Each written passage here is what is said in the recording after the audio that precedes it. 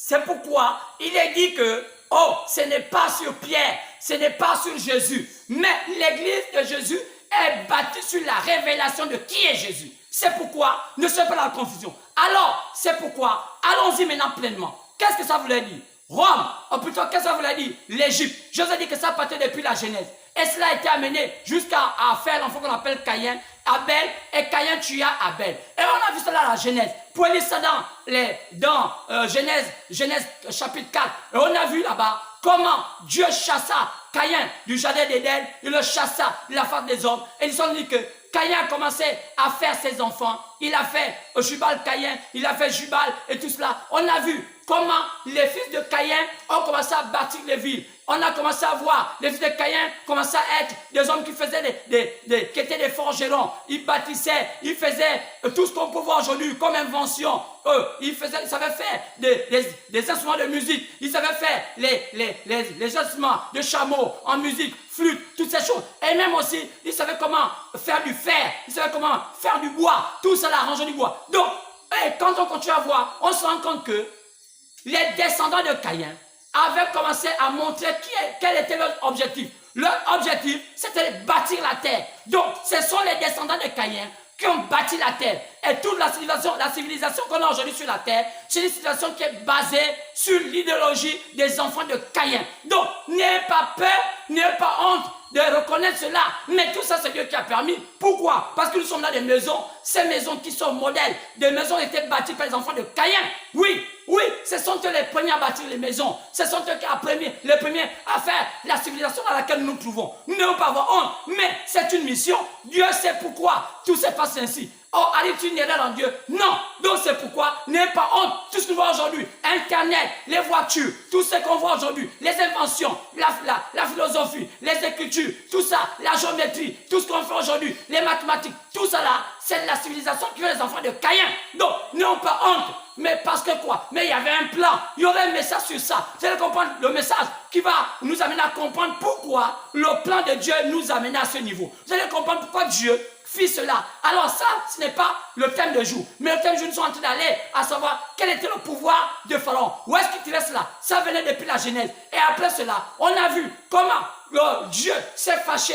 Il a compris que les enfants du diable avaient maintenant une primeur sur les enfants de Dieu. Qu'est-ce qui s'est passé? Les fils de Dieu partaient prendre comme femmes les fils du diable, qu'on appelle les filles du monde. Alors Dieu demanda, et le monde se peupla. Et cela, Dieu demandait d'arrêter cela et il détruisit le monde. Alors il y avait détruit tout cela. Et là, il y a eu un déluge. Mais après le déluge, on a vu 3 enfants de Noé qui sont nés, qui étaient là, qu'on appelait un Sem, l'autre Cam, l'autre Japheth. Mais alors, lorsqu'on s'intéresse dans Genèse chapitre 10, on s'intéresse à la descendance de Cam. On voit que Cam met au monde un enfant qu'on appelle Kish. Et il va aussi mettre, Kish va mettre un enfant qu'on appelle Sémiramis. Mais on se pose la question, avec quelle femme Kish avait mis au monde un enfant appelé Nimrod, parce que Nimrod va être l'homme le plus puissant de la terre. C'est le Nimrod qu'on a commencé à bâtir la tour de Babel. C'est lui qui a bâti la tour de Babel. Alors, qui a mis au monde Nimrod avec Kish? Alors, l'histoire nous dit, sur la révélation de ce saint prophète, celui à qui Dieu a donné mandat, il dit sa mère s'appelait Sémiramis. Alors, c'est pour la première fois qu'on a vu que, alors, il a commencé à avoir un culte polythéiste, un culte qui venait de 3 personnes. Qui c'est? Il y avait Kish, Sémiramis et Nimrod. Alors, comment ça se faisait? Oh, quelques années plus tard, Kish va mourir. Lorsque Kish va mourir, Sémiramis va se marier maintenant avec son propre fils, qu'on appelait Nimrod. Là où venait la réincarnation, la philosophie de la réincarnation. Qu'est-ce qui se passe? Alors il était dit que Nimrod et Sémiramis, convaincus de la philosophie de la réincarnation, c'est que Kish avait réincarné dans son fils Nimrod. Donc ce qui faisait, qui donnait l'occasion à Nimrod d'épouser sa propre mère. Donc l'inceste aujourd'hui, ce n'est pas une chose d'aujourd'hui. Le diable a tout travaillé avec ça. Et même le monde des meurtriers. On a aussi vu qu'il fallait qu'on voie l'un des enfants de Caïn assassiné. Parce qu'il y avait une pensée qui disait que celui qui va tuer Caïn s'est vengé 7 fois. Celui qui a tué Caïn, il s'est vengé 7 fois, 77 fois. Donc, on va voir ce que là-dedans, tout va se passer comme ça. Ils vont s'arranger à entrer dans ce principe-là pour devenir des meurtriers, pour leur propre but, pour venger. Et ils ont le même esprit aujourd'hui. Alors, on a compris que le culte à 3, la Trinité va naître. la Trinité quoi? 3 hommes devenant des dieux sur terre. C'est pourquoi, de ces 3 hommes, quelle est toute la mythologie de la terre. Alors, ces hommes-là, durant quand ils vont commencer à faire la tour de Babel, on dit que toute la terre était unie en Babylone. Et tout le monde adorait, selon les principes de Nimrod, Kish et Sémiramis. Et Dieu a demandé que pourquoi ça se passe ainsi? Parce que la terre avait une même langue. Et Nimrod avait le contrôle de toute la terre. C'était un criminel, c'était un assassin. Il avait appris à tuer, il avait appris à devenir puissant, terroriser l'homme. Alors Dieu va disperser le monde de loin de la terre. Et les gens vont aller maintenant de l'est au nord, à l'ouest, au sud. Mais chacun partira avec quoi? Avec la philosophie, la pensée de Nimrod. C'est pourquoi toute la terre, que ce soit en Afrique, que ce soit en Europe, que ce soit à l'Occident, que ce soit en Afrique, chaque pays du monde entier a la philosophie de Nimrod, sa mère et son père. Mais chacun de nous utilise cette philosophie selon nos langues. Si vous allez voir que vous partez au sud du Gabon, que vous partez à l'est du Gabon, que vous partez au nord du Gabon, que vous partez à l'ouest du Gabon, la philosophie qu'on utilise dans notre tradition, c'est la philosophie de Kish, Nimrod et Sémiramis. Que ça soit, on voit que c'est représenté par un vieillard, une femme et l'enfant. Ce soit un petit garçon. Pourquoi?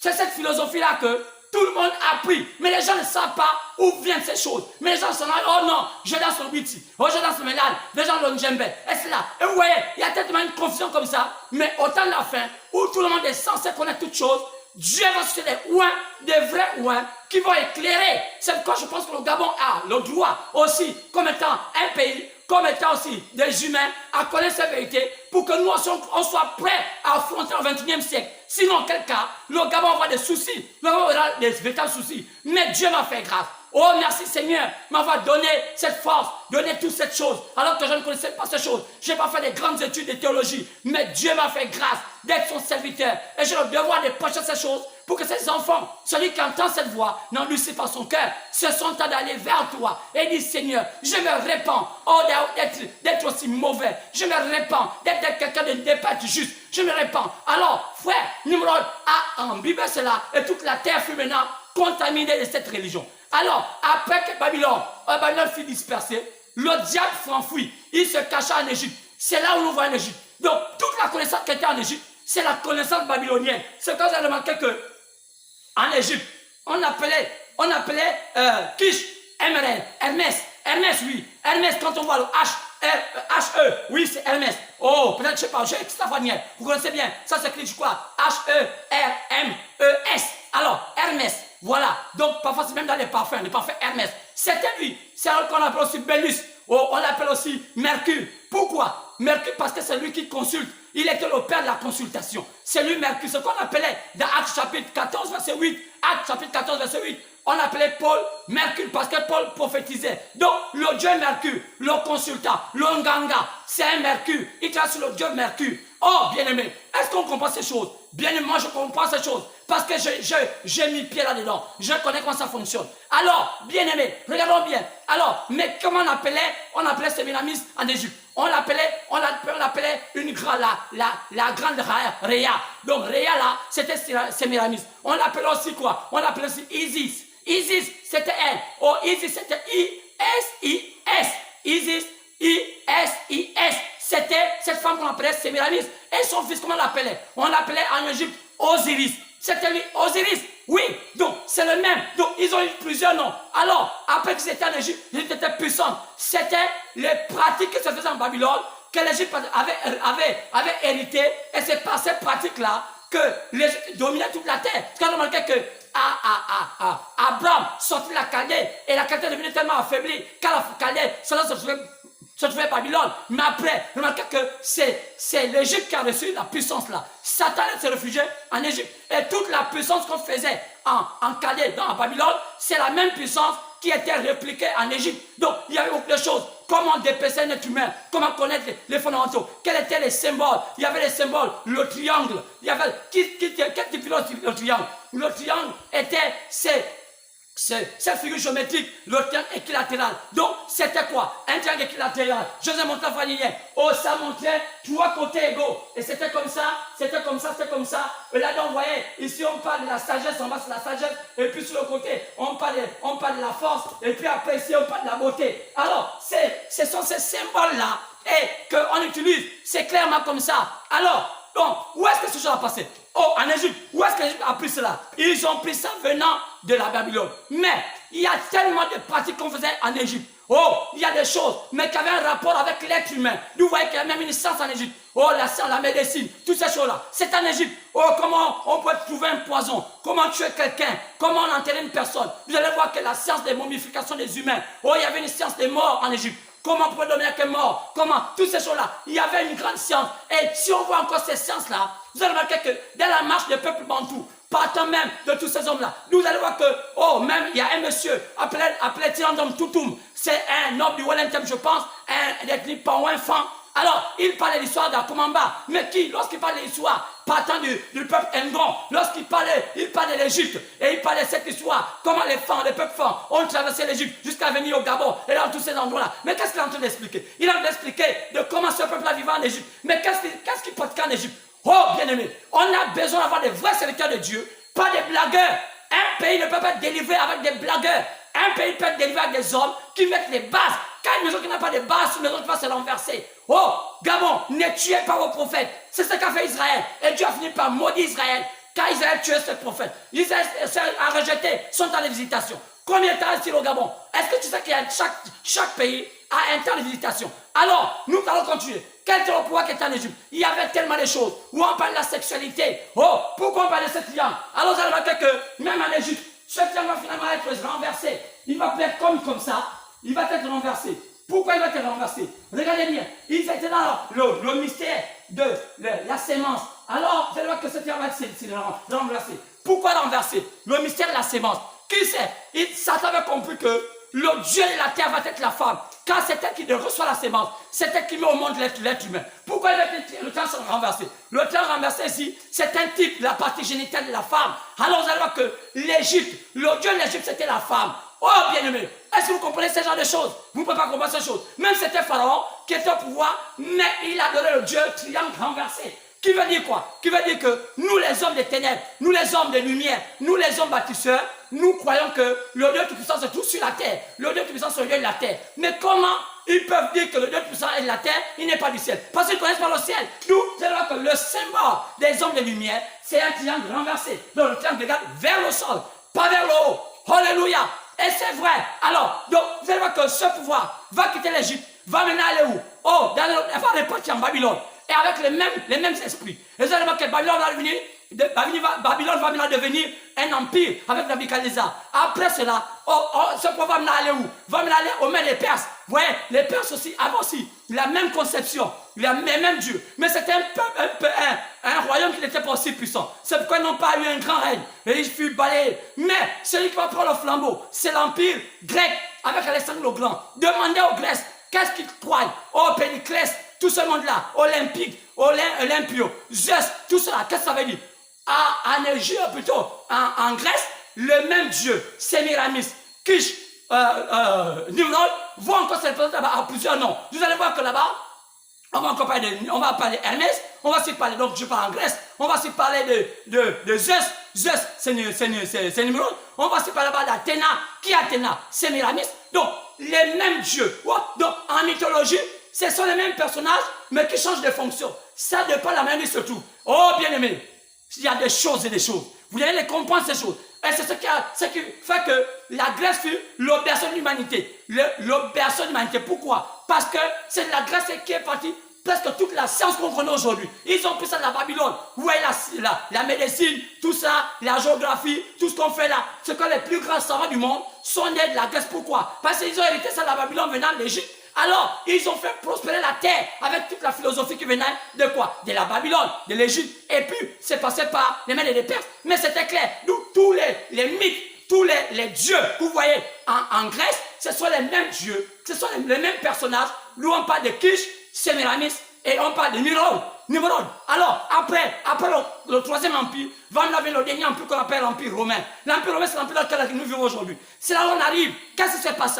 Oui, c'est là où nous sommes arrêtés la fois dernière. Oh, quand est-ce? Mercredi. Oh, qu'est-ce qui se passe? Mercredi 13 mai. Mais aujourd'hui, vous savez que 13 c'est le chiffre de la femme. Mais aujourd'hui, nous sommes encore un peu plus loin. À 15, qu'à 15, je ne vais pas vous parler de la numérologie, car c'est autre chose. Alors, bien aimé, regardez. Alors, vous allez remarquer que c'est là qui s'est passé. Quoi? Rome, dernier empire. Qu'est-ce qui se passe à Rome? Rome est caché incontournable. Parce que Rome est le dernier empire. Malgré le fait qu'il y a eu plusieurs empires au temps de Rome, mais il n'y a pas eu un empire aussi puissant que Rome. Même l'empire ottoman n'était pas aussi puissant. Même l'empire viking n'était pas aussi puissant. Mais l'empire romain était le dernier, le plus puissant de l'empire de la terre. Mais comment sont-ils? Et jusqu'aujourd'hui, ils demeurent là. Ce sont eux qui gèrent le monde. Comment ils sont devenus? Ils ont changé plusieurs facettes. Nous, on arrive à ce niveau. Qu'est-ce qui se passe là? On arrive que ils se sont divisés. Il est resté la Rome païenne et la Rome papale. Quoi c'est? Apocalypse chapitre 13. Lisez cela. Vous allez voir qu'il y a une première bête qui vient de l'eau. Après, cette bête-là est blessée. Il y a une autre bête qui sort de la terre. Qu'est-ce que ça veut dire? Le pouvoir de l'homme devait changer de position. Quoi c'est? On devait voir comment ce pouvoir s'est dissimulé sur toute la terre. On voit ça dans le règne de Nebuchadnezzar, dans Daniel chapitre 2, lorsqu'il voit cette grande statuette avec ses 4 empires. Mais à la fin, qu'est-ce qui se passe? On voit que les orteils de la statuette là est fait un peu de l'argile, un peu de fer. Oh, c'est là où se passent les grandes choses. C'est là où la chose de se passe. Qu'est-ce qui s'est passé? Ce pouvoir va se dissimuler parmi les gens. Et les gens vont plus connaître comment Satan travaille. C'est pourquoi Jésus est venu en ce temps-là. C'était le temps du jubilé d'Israël. Mais Israël n'a pas reconnu son Messie. C'est pourquoi Israël fut jugé. Israël fut matraqué par tous ces hommes. D'abord par Titus, après par Néron, avec tous ces hommes. Et c'est Satan. Quand vous rejetez la vérité, vous voyez que ce qui vous reste, c'est le jugement. C'est la même chose avec le Gabon. C'est la même chose avec l'Afrique. L'autre, l'Afrique va rejeter c'est la vérité, c'est le jugement.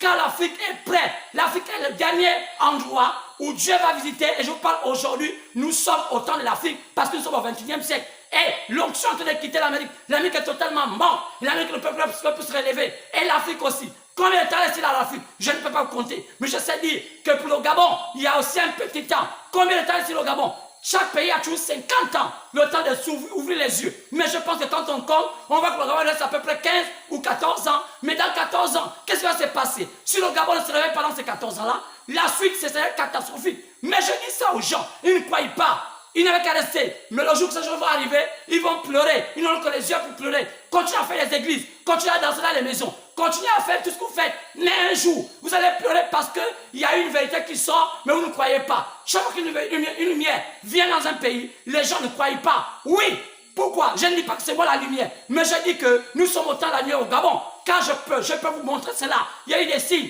depuis 1983, lorsque le pouvoir gabonais, Omar Bongo, avait reçu en une lumière la parole. Mais la présidence a envoyé ça vers les protestants. Les protestants déchirent cette lumière la parole. Oh, qu'est-ce qui s'est passé? Oh, les jeunes gens ont pris cela. Cela a formé Bethany. Oh, là, la cité la caisse, avec une maman qu'on appelait Marthe. La maman Marthe, une femme qui aimait des femmes de prière. Mais dommage que Bethany n'a pas résisté. Bethany est retourné là où il avait vomi. Oh, Bethany qui disait que cette chose-là était diabolique, cela n'était pas bien. Mais regardez comment est devenue Bethany aujourd'hui. Une église qui reste la peau à la peau. Il n'y a plus rien.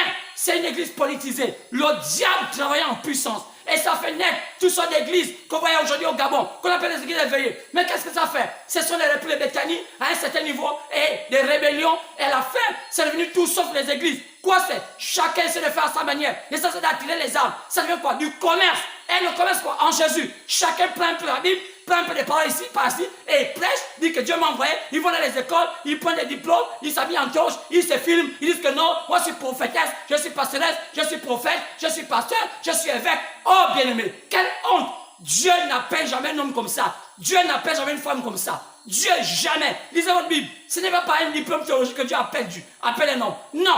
Lorsqu'il appela, il appelait Élisée. Il n'appela pas Élisée comme ça. Jamais. Lorsqu'il appelait Moïse, il a dit Moïse, sors d'abord de l'Égypte. Dieu ne peut pas oindre quelqu'un s'il ne sort pas d'abord de l'Égypte. C'est la vérité. Sortir de l'Égypte, c'est quoi? Sortir de la mauvaise voie. Sortir des préjugés du monde. Sortir des biens, des choses, de ces choses. Dieu, ou un homme, il l'amène à l'écart. C'est ça. Il l'amène à l'écart. Il le prépare comme il a préparé Moïse. Oh, moi j'ai subi cela. J'étais dans l'occultisme. J'ai fait des choses et des choses. Je connais ceux qui me connaissent. Oh, ils me connaissent. Peut-être que j'ai même le pouvoir. Beaucoup me connaissent. Mais lorsque je suis sorti de cela, mon peuple me dit, oh mon fils, tu vas regretter dans ta vie. Mais j'ai dit non. J'ai choisi le bon côté. Jésus-Christ de Nazareth. Le Dieu plus puissant. Jusqu'aujourd'hui, il me garde. Malgré les hauts et les bas, je sais qu'il est avec moi. Même dans les moments difficiles. Même quand les gens croient que je ne suis pas loin de Dieu. Mais je crois au fond de mon cœur que Dieu m'a appelé. Parce que je ne peux pas avoir une telle connaissance si c'est Dieu qui m'a appelé. Quand je n'ai pas fait l'école pour cela. Mais Dieu me révèle comment fonctionne. Mais Mais nous ne sommes pas pour ces choses. Parce qu'il y a un temps où je parlais de ces choses. Et j'ai l'occasion de vous expliquer encore dans le monde du détail. Mais je parle du pouvoir qui était en Égypte, qui est aujourd'hui par le pouvoir romain, qui s'est divisé en deux. Mais lorsqu'il s'est divisé en deux, il y a eu là deux Roms. La Rome papale, la Rome païenne. Qu'est-ce qui est passé? Oh, on peut voir ça après le chapitre 13, pendant le verset 1 jusqu'au verset 18. C'est pour ça que la deuxième bête, oh, elle ressemble à quoi? C'est une deuxième bête qui ressemble à un bison. Quoi c'est? La figure comme un agneau, les cornes comme un agneau, mais la bouche comme un dragon. Mais quel est cet animal? Un animal représente toujours dans la Bible une puissance. Où vient cet animal? Des Amériques. Où viendra l'image de la bête? De l'Amérique. Mais qui est l'image de la bête? Oh, c'est pas. Beaucoup de gens disent c'est l'Illuminati, sont les francs-maçons. J'en ai entendu parler même des réseaux sociaux. Même les blancs disent que oh, la bête, l'antéchrist viendra des Illuminati, viendra des francs-maçons. Mais c'est une erreur. La Bible nous dit qu'il serait tellement subtil qu'il va tromper même les hommes si c'était possible. Donc, le diable va être comme un ange de lumière. Donc, il va s'apparenter à Jésus-Christ. Regardez bien de ce côté-là. C'est ce côté-là où Satan est dangereux. Lorsqu'il est religieux, il est caché. Il est tellement dangereux. Et il a organisé le monde par un système ecclésiastique. C'est ce système-là qui va induire les gens en erreur. Et les gens vont partir vers lui, pensant qu'ils vont avoir le confort. C'est Satan faisant son nom et vous cacher, alors que c'est lui qui vous amène en erreur. Oh, alléluia. Que Dieu vous pardonne. Ce ne sont pas les francs-maçons qui sont un danger. Le danger, plus je sois dit, je dis encore ici, et je crie encore plus fort. Le danger, c'est qui? C'est la grande prostituée avec ses filles. C'est la grande prostituée qui est assise sur qui? Assise sur le diable, la grande bête, qui mange avec le roi de la terre, qui habite en poupe, en carlate, qui gère les biens de cette terre, le pays le plus du monde, là où se trouve le vicaire, le fili Dei, celui qui remplace Jésus-Christ. Car vicaire fili Dei veut dire remplaçant du Fils de Dieu. Mais qui s'appelle le vicaire de la terre? C'est lui, il a fait ses enfants. Qui sont ses enfants? Oh, c'est une religion. La religion vient de Satan. L'argent n'a jamais été pour Dieu. Dieu n'a jamais fait une religion. Dieu a fait la parole. Les gens n'ont jamais compris. C'est pourquoi le monde d'aujourd'hui est piégé. Il est piégé pourquoi? Parce que les gens pensent qu'ils seront sauvés par une religion. Jamais. On n'est pas sauvé par la religion. Car Jésus n'est pas dans une religion. Une religion veut dire un système organisé. Jésus est dans la parole. Quand on commence à mettre la parole, c'est pourquoi le Gabon, pour que le Gabon puisse changer, il faut que chaque Gabonais revienne à la parole. Et chaque esprit change. Vous allez voir que lorsque chaque Gabonais reviendra à la parole et que chacun de nous va être dans la parole, tellement dans la parole, vous allez voir qu'il y aura une atmosphère qui va commencer à embiber tout le Gabon. Et même les dirigeants n'auront plus la force de pouvoir faire ce qu'ils font quand l'atmosphère va aller même dans leur maison. Qu'est-ce qui se passe? Entrez dans la parole. Soyez dans la parole. Que ceux qui sont assermentés à apporter cela, apportent cela. Que ceux qui ne sont pas assermentés se taisent. Même si tu as une or, même si tu as de l'argent, même si tu as des voitures, ne fais pas l'église parce que tu veux faire. Ne fais pas. Même si tu parles assez bien, même si tu es une femme éloquente, ne mets pas derrière le pupitre. Quand il est interdit à une femme de prêcher l'évangile, c'est un système qui vient des États-Unis. C'est le diable qui a amené les États-Unis et qui a amené les gens en erreur. Aujourd'hui, ça devient du bling-bling. Et on voit, regardez quoi ce pays est devenu. Regardez Hollywood. C'est devenu un pays maudit. L'Amérique est totalement maudit. Vous voyez, oh, qu'est-ce qui s'est passé? C'est parce que vous allez voir ce qui s'est passé à Yann. Pourquoi l'Amérique a tremblé? Parce qu'il y a une prophétie qui a dit que le communisme va détruire les États-Unis. C'est pourquoi le communisme c'est qui? Oh, c'est la Russie. La Russie a comme fille qui? Vous savez, la Russie a comme fille qui? La Chine, tous ces pays communistes. Qu'est-ce qui va se passer? Ce sont ces pays-là, ceux qui se préparent et les Américains ont peur. On parle de quoi? Une prophétie. C'est ce qui s'est passé à la Deuxième Guerre mondiale, à Port Harbor. Ils vont être surpris quand ils seront détruits. Oh, il y a des choses qui seront révélées. Quand on va commencer à montrer le pouvoir de Joseph. Quoi? Le pouvoir religieux. Qu'est-ce qui se passe ça? Vous allez comprendre comment ces choses-là fonctionnent. Moi, aujourd'hui, on est en train de dépouiller Satan. On a dépouillé Satan dans le pouvoir, dans un autre domaine, le pouvoir où il était Pharaon. Mais comment ça se passe ça? Ils étaient deux. Ils avaient fait deux. Le pouvoir papal et le pouvoir païen et le pouvoir papal. La Rome papale et la Rome païenne. Qu'est-ce qui se passe ça? Regardez bien. La Rome païenne, c'était quoi? C'était toutes les croyances de Babylone, Perse, Grec, rassemblés. Et enfin, comment ça s'est passé? C'est allé se réfugier. Lorsqu'ils sont arrivés à Rome, après lorsque Rome a eu un problème, et ils sont allés se réfugier où? Après chapitre 2, partant du verset 12 à 15, ils sont allés se réfugier tout droit vers la Pergame. Qui était Pergame? La ville de refuge. Là où Satan allait se réfugier. Lisez bien, après le chapitre 2, verset 12 à 15, vous allez voir qu'on dit que Pergame est la maison de Satan et l'habitation de Satan. Pourquoi la Bible appelle Pergame la maison de Satan? Parce que Pergame, de tous les refuges, après qu'il fut secoué, Satan allait se cacher à Pergame. Regardez comment, ils avaient le sang à Pergame, ils avaient le serpent. Qui était le serpent? Le dieu soleil. Qui était le dieu soleil? C'était Nimrod, c'était Zeus, c'est lui. Oui, dans notre tradition, on le connaît. Oh, c'est quoi son marqué? Donc j'ai dit, oh, Mami Wata, oh, nous sommes là, nous sommes en train de donner les choses comme il était dit. Oui, clairement. Qu'est-ce que c'est pas ça? C'est clair, c'est la haine. Est parti du pouvoir de César. Qui était César? Le remplaçant de Pharaon. Oui, et regardez bien, en mélangeant tout ça avec le judaïsme. Oui, le judaïsme qui avait rejeté Jésus. Et il y avait quoi dedans? Oh, un judaïsme conçu de toutes sortes était décousu pour former quoi? Une science occulte. Quoi c'est? Le judaïsme avait formé une science occulte. Lorsqu'ils ont rejeté Jésus, ils ont formé une science occulte qu'ils appelaient quoi? Ils appelaient ça la Kabbale. C'est quoi la Kabbale? Oh, regardez bien. Oh, j'ai vu, il y a un pasteur gabonais qui aujourd'hui qui prêche avec quelque chose sur son cou. Et on les appelle, ils disent Yeshua Mashiach. Ils ont ce qu'on appelle le Talmud. C'est quoi le Talmud? C'est dommage que je ne comprends pas cette chose. Un pasteur gabonais va en Israël, contacte les Juifs. Et il dit, oh non, il a une puissance qu'on appelle Yeshua Mashiach. Il a un truc qu'il met au cou qu'on appelle le Talmud. Mais le Talmud, c'est quoi? Le Talmud est le réveil de l'occultisme que les Juifs ont pu faire dans la Kabbale. C'est quoi? Oh, bien aimé, c'est regrettable.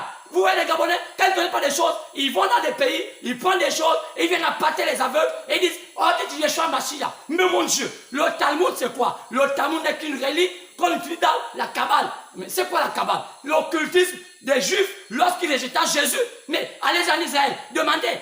Allez se demander, c'est quoi le Talmud? On vous dit que c'est la chose que les Juifs utilisent. Mais pourquoi? Pour le rituel du judaïsme dans la Kabbale. Mais c'est quoi la Kabbale? Ce n'est pas de Jésus.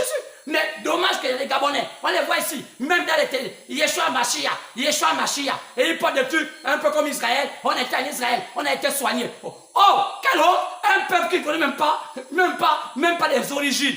C'est dommage. Oh non, c'est la Kabbale, c'est le Talmud. Mais ils aiment les fake news. Tout ce qui frappe le Gabonais tombe.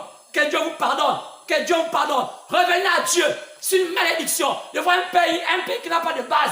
C'est le temps. Pourquoi je prêche comme ça? Parce qu'il reste un peu de temps au Gabon. Oh, moi aussi je serais peut-être pris. Mais je crois que Dieu va m'épargner.